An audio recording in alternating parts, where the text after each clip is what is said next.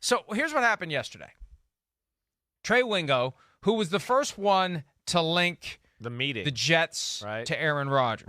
Right. The meeting. Because I remember it was a week ago.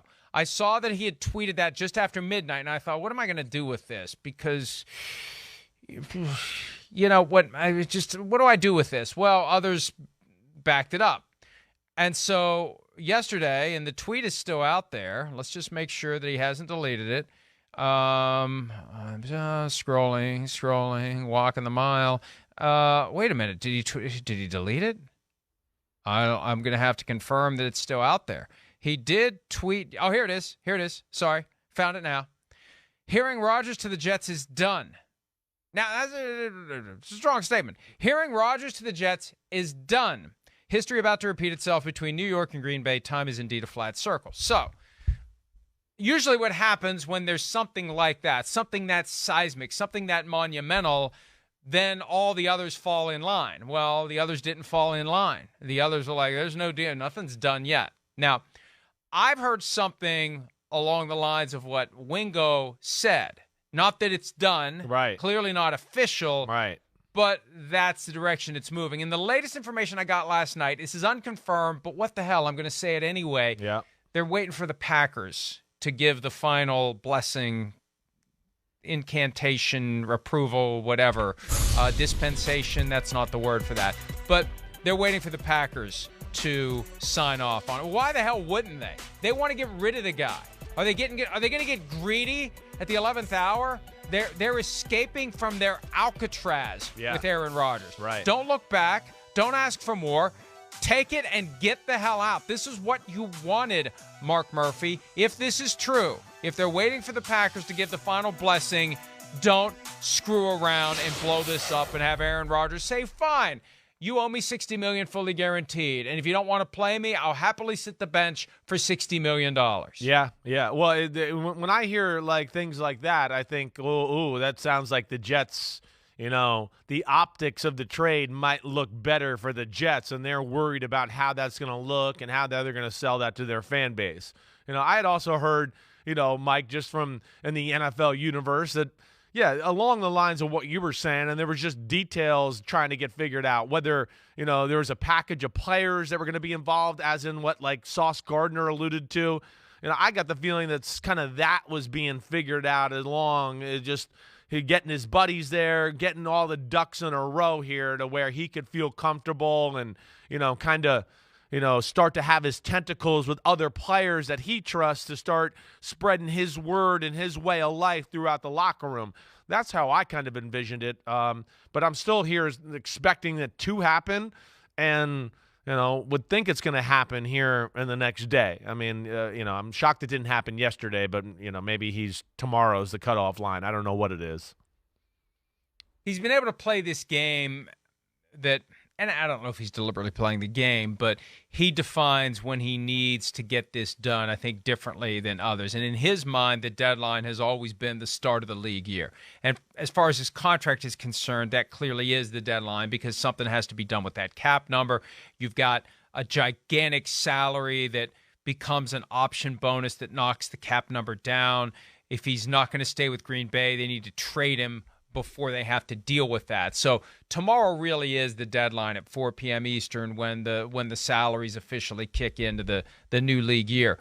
But still, I think it's a combination of he doesn't care about what the fans are wondering and what the media is thinking, and I also think he enjoys being in a position where he's the center of attention, and also people don't know things about him. We played that clip at the start of the show, how the insiders don't know anything about me. They don't know anything about me. It's like, okay, wow, you've managed to keep details of your football life away from the prying eyes of people who make their living finding out details of players' football lives. Like, yippee, you win. Do you get a trophy for that? Who cares? It's just kind of a weird thing to be concerned about because every player in the NFL, especially the prominent ones, are subject to this curiosity and this effort to find out details about what they're going to do. So it's just weird that he cares.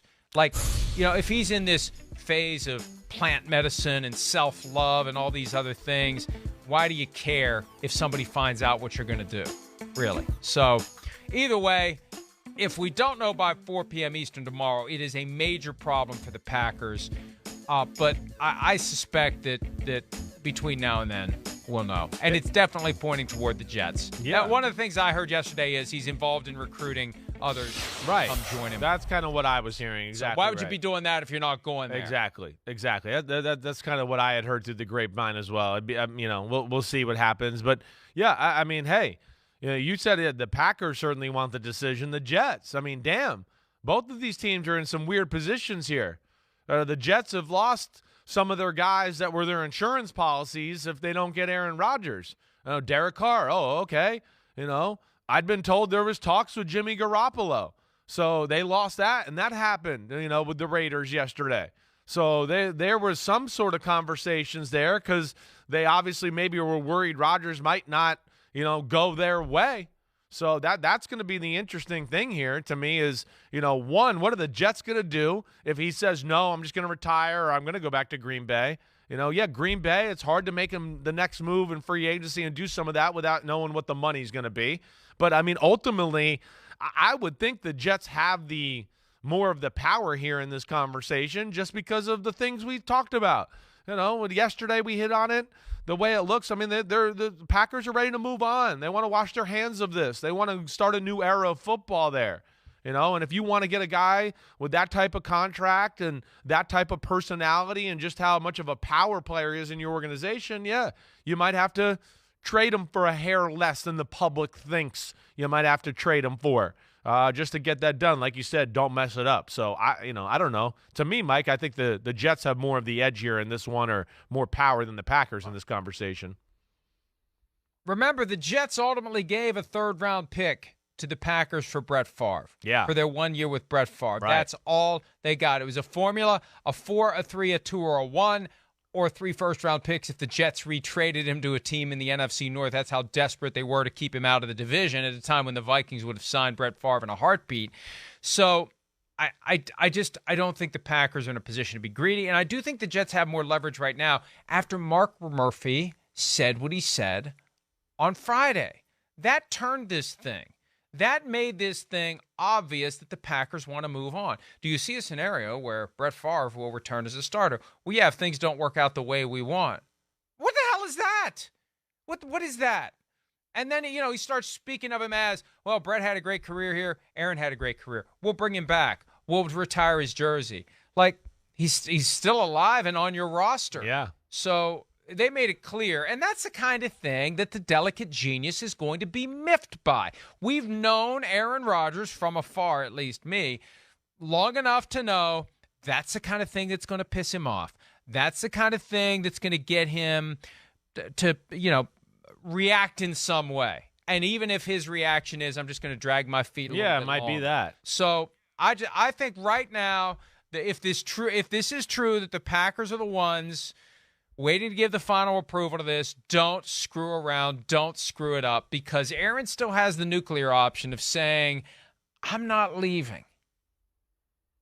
Yeah, sorry, I thought you were going to say one more thing there. But yes, he still has that option. You're right, drag your feet, certainly. But, even back to the Murphy comments, one, it shows you they want to move on. Two, I don't even think you make those comments unless you feel like, wait, the parameters and details of a deal with the Jets are already done, for the most part. Maybe a few minor, crossing the T's and dotting the I's. But, so there's two things there that make me believe, one, they're done. And to make those comments to think, okay, we got our ducks in a row or things ready here for when Rodgers gives us the okay, we can make the move and go. Again, I don't know where the hell it's going to go. I'm expecting him to be a Jets quarterback within the next 24 hours. But damn, if he's not, holy crap, what are the Jets going to do?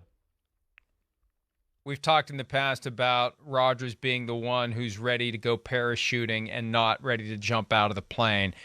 It may be that the Packers, after all this time, are just processing the reality that they are indeed moving on from Aaron Rodgers, a process that began 3 years ago when they traded up in the first round of the draft to get Jordan Love. And this is that they're getting what they want.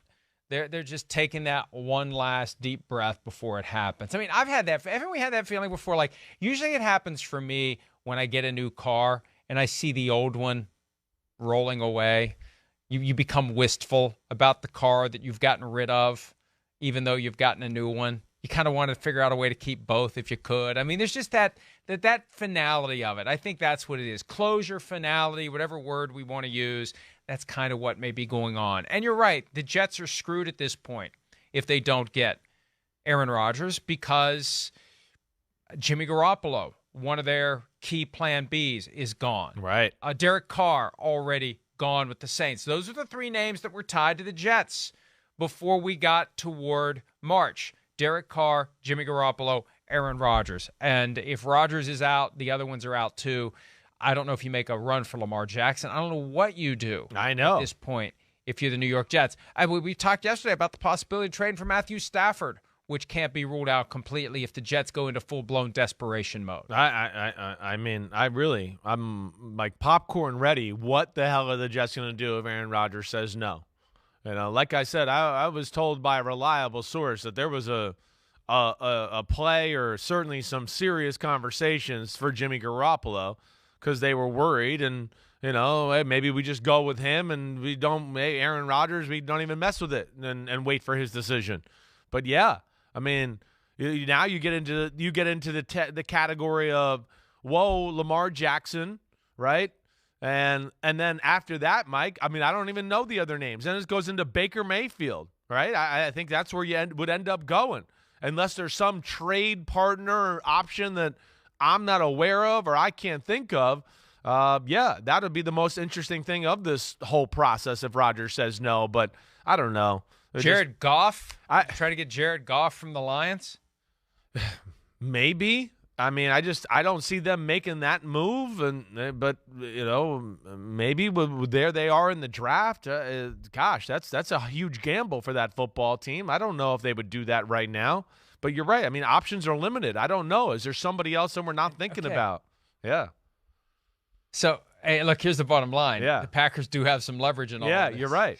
Yeah. Right? That brings it back. It does. They're playing with dry dynamite because they could end up blowing off, you know, an appendage or two of their own if this doesn't happen. But the Jets need Aaron Rodgers at this point. The guys who are out there are Carson Wentz, Marcus Mariota, Baker Mayfield, Teddy Bridgewater, Mason Rudolph, Jacoby Brissett, Andy Dalton, Taylor Heineke, Blaine Gabbert, Drew Lock, which isn't as crazy as it sounds, but none of the guys that they want to bring in to be for starters for a team that we all look at like that's ready to make a run in the AFC, right?